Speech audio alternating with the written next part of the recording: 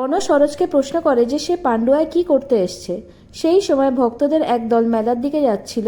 সরোজ তাদেরই মধ্যে একজনের সাথে কথা বলে মেলার লোকেশনটা জেনে নেয় আর রণকে বলে যে আমি আসছি, মেলার দিকে আমাকে যেতে হবে রথযাত্রা উৎসবে নিউজ কভার করতে।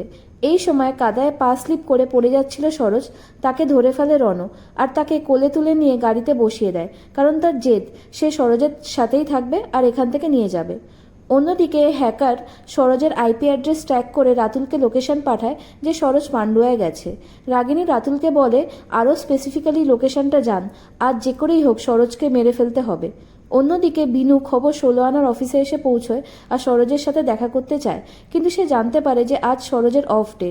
সে ভাবে যদি সরোজ আমার হারিয়ে যাওয়া বোন হয় তাহলে বাবা মায়ের স্মৃতি জড়ানো এই লাল স্কার্ফটা দেখে ঠিক চিনতে পারবে। রণকে বিশ্বাস করানোর জন্য সরোজ মিস্টার নাগকে কল করে জানিয়ে দেয় যে সে কোথায় এসছে, কি নিউজ কভার করতে। এদিকে রাতুল একজন মহিলাকে হায়ার করেছিল সরোজকে মারতে।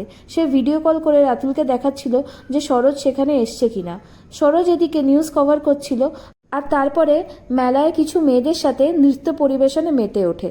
রণ অফিসের কল অ্যাটেন্ড করতে চলে গেলে সেই সুযোগে সরোজ চলে আসে সুরলোক গানের স্কুলে, যেখানে তার মা আর রাগিনী একসাথে গান শিখত। সরোজ ওড়নাতে মুখ ঢেকে ক্রাইম রিপোর্টিং করতে থাকে।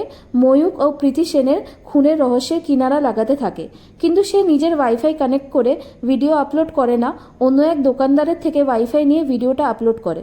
ভিডিওটা ভাইরাল হতে থাকে আর রাগিনী সেটা দেখে গলা শুকিয়ে আসে।